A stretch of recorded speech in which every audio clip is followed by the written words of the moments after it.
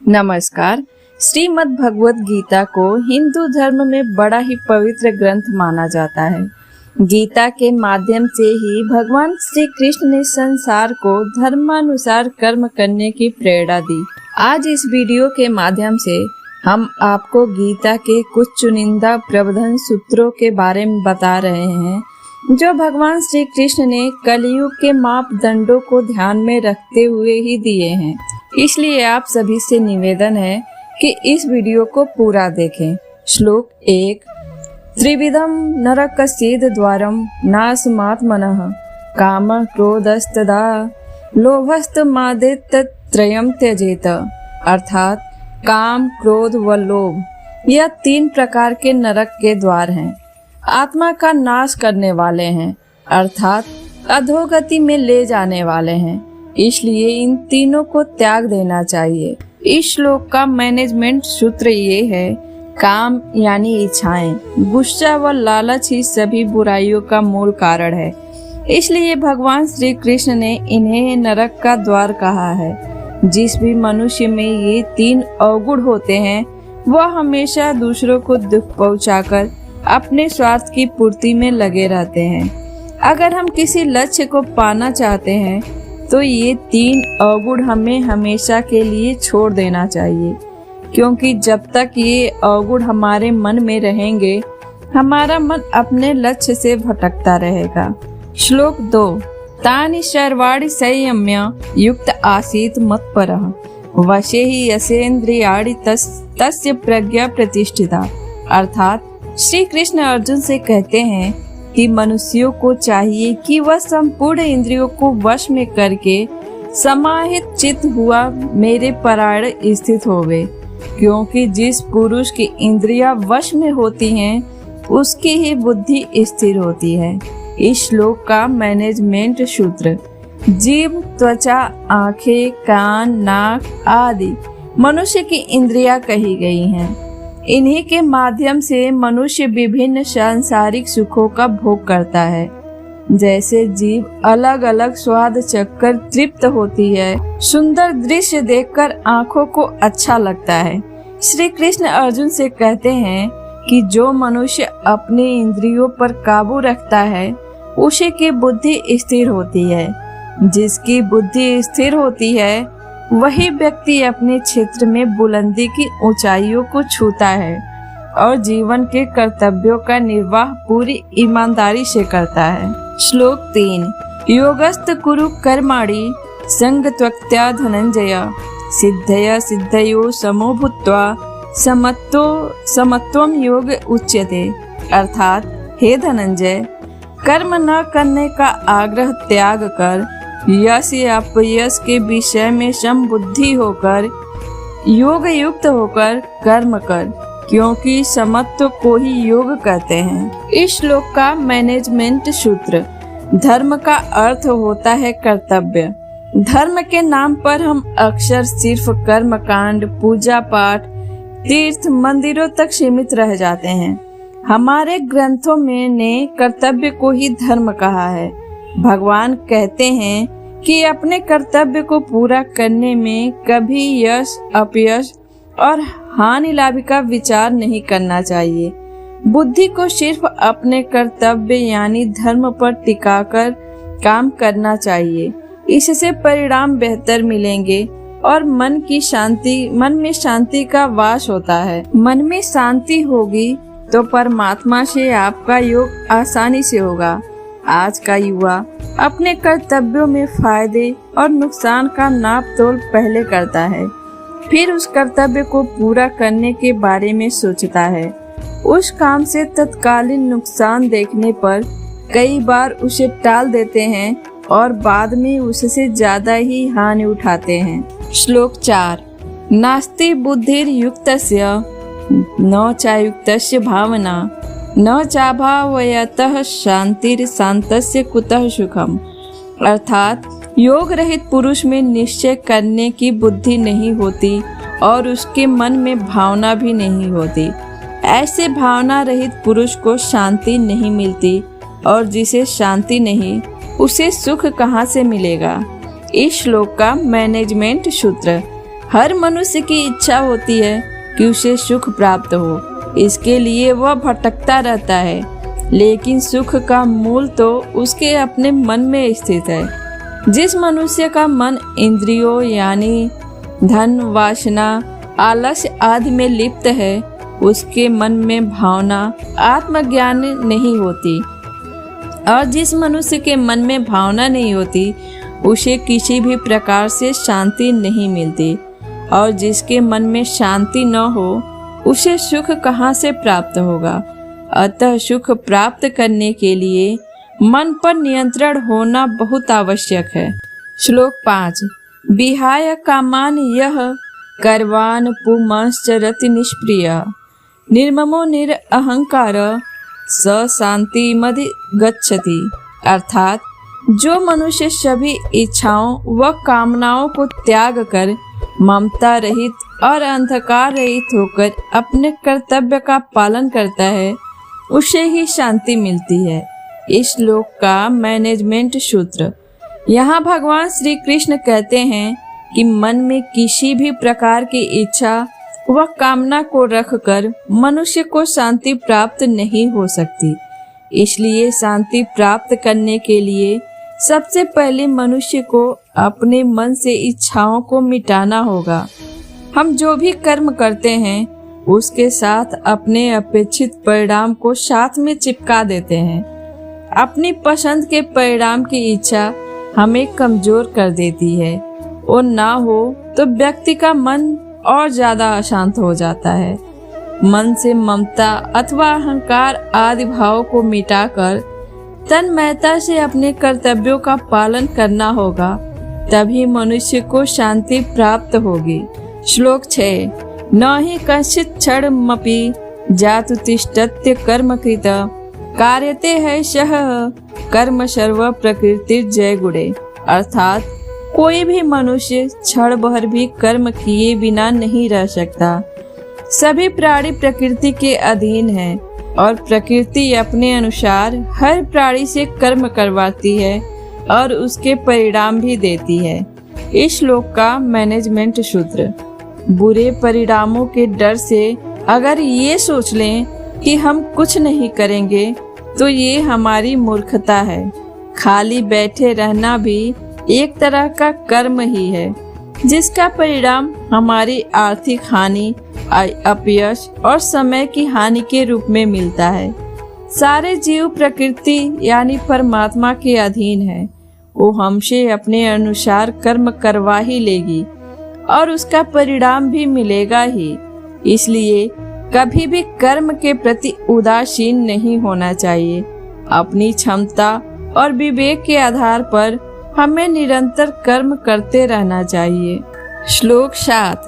नियतम कुरु कर्म त्वं कर्म ज्यायो है कर्मणः शरीर यात्रा च तेन प्रसिद्ध येदि कर्मणः। अर्थात तू शास्त्रों में बताए गए अपने धर्म के अनुसार कर्म कर, क्योंकि कर्म न करने की अपेक्षा कर्म करना श्रेष्ठ है तथा कर्म न करने से तेरा शरीर निर्वाह भी नहीं सिद्ध होगा। इस श्लोक का मैनेजमेंट सूत्र। श्री कृष्ण अर्जुन के माध्यम से मनुष्यों को समझाते हैं कि हर मनुष्य को अपने अपने धर्म के अनुसार कर्म करना चाहिए। जैसे विद्यार्थी का धर्म है विद्या प्राप्त करना, सैनिक का कर्म है देश की रक्षा करना। जो लोग कर्म नहीं करते उनसे श्रेष्ठ वे लोग होते हैं जो अपने धर्म के अनुसार कर्म करते हैं, क्योंकि बिना कर्म किए तो शरीर का पालन पोषण करना भी संभव नहीं है। जिस व्यक्ति का जो कर्तव्य तय है उसे वो पूरा करना चाहिए। इस संबंध में एक कहानी सुनिए।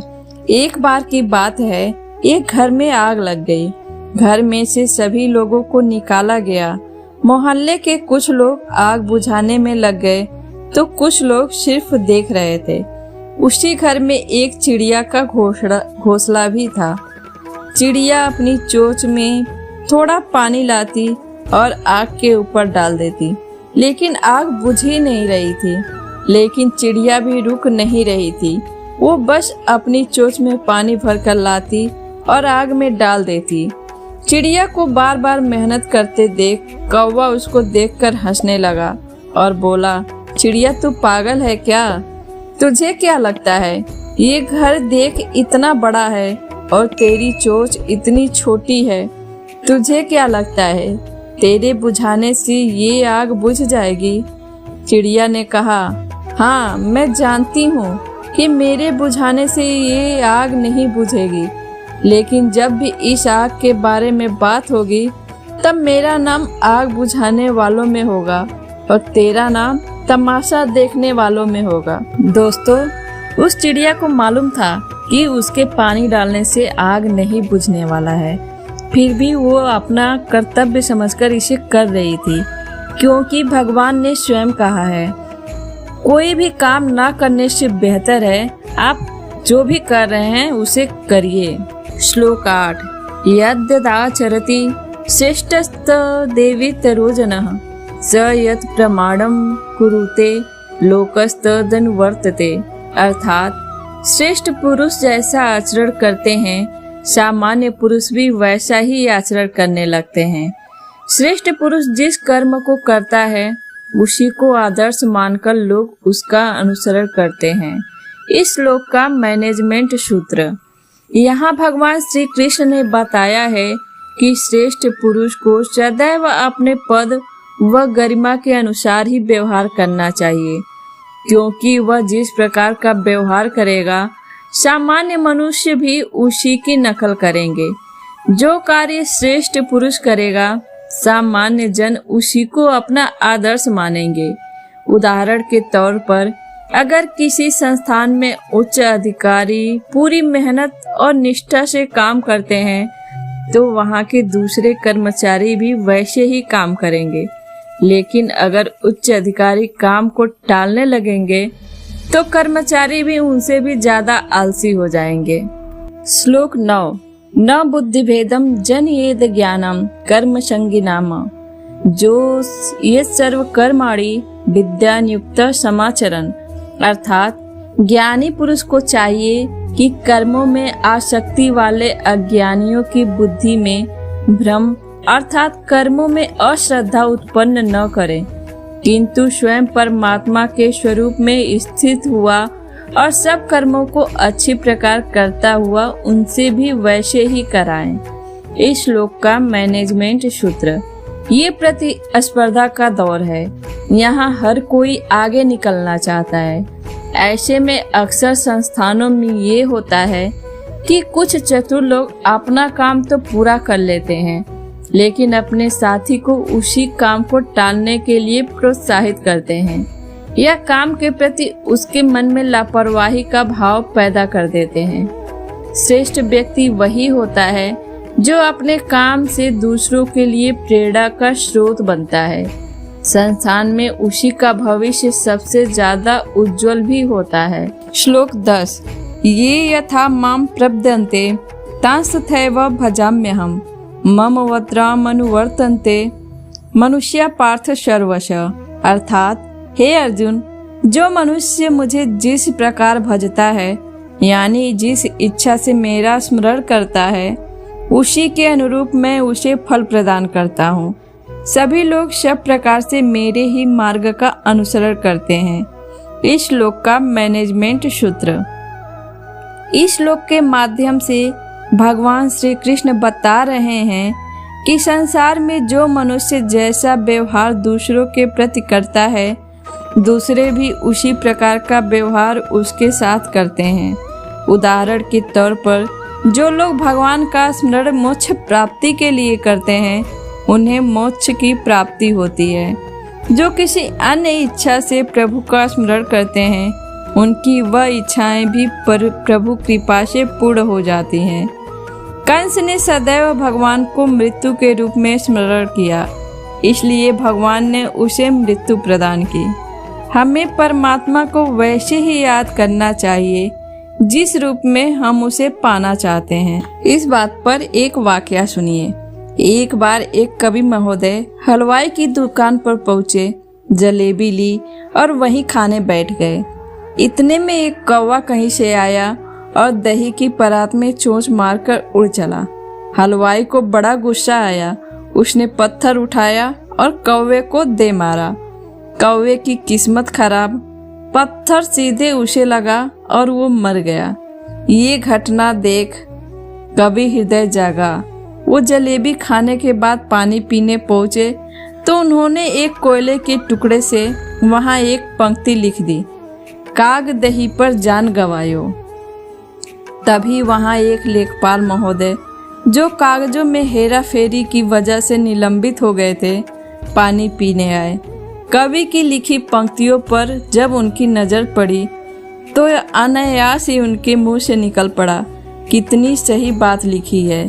क्योंकि उन्होंने कुछ इस तरह पढ़ा, कागज ही पर जान गवायो।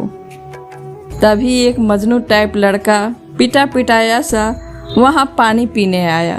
उसे भी लगा कितनी सच्ची बात लिखी है, काश उसे ये पहले पता होती, क्योंकि उसने उस पंक्ति को कुछ यूं पढ़ा था, का गदही पर जान गवायो।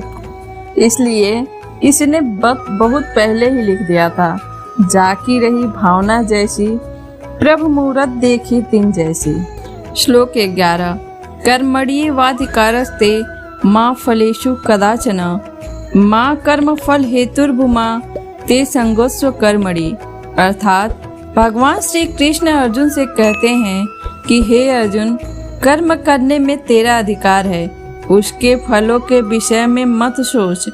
इसलिए तू कर्मों के फल का हेतु मत हो और कर्म न करने के विषय में भी तू आग्रह न कर। इस श्लोक का मैनेजमेंट सूत्र। भगवान श्री कृष्ण इस श्लोक के माध्यम से अर्जुन से कहना चाहते हैं कि मनुष्य को बिना फल की इच्छा से अपने कर्तव्यों का पालन पूरी निष्ठा व ईमानदारी से करना चाहिए। यदि कर्म करते समय फल की इच्छा मन में होगी तो आप पूर्ण निष्ठा के साथ वह कर्म नहीं कर पाओगे। निष्काम कर्म ही सर्वश्रेष्ठ परिणाम देता है। इसलिए बिना किसी फल की इच्छा से मन लगाकर अपना काम करते रहो। फल देना न देना व कितना देना, ये सभी बातें परमात्मा पर छोड़ दो, क्योंकि परमात्मा ही सभी का पालन करता है। दोस्तों, अगर आपको मेरी ये वीडियो उपयोगी लगी हो तो लाइक करें और ज़्यादा से ज़्यादा शेयर करें। मेरे चैनल को सब्सक्राइब करके बेल आइकन प्रेस कर लें, ताकि जब भी मैं ऐसी वीडियो डालूं तो आपको सबसे पहले मिले। और हाँ, अपना सुझाव कमेंट के माध्यम से हमें ज़रूर दें। धन्यवाद।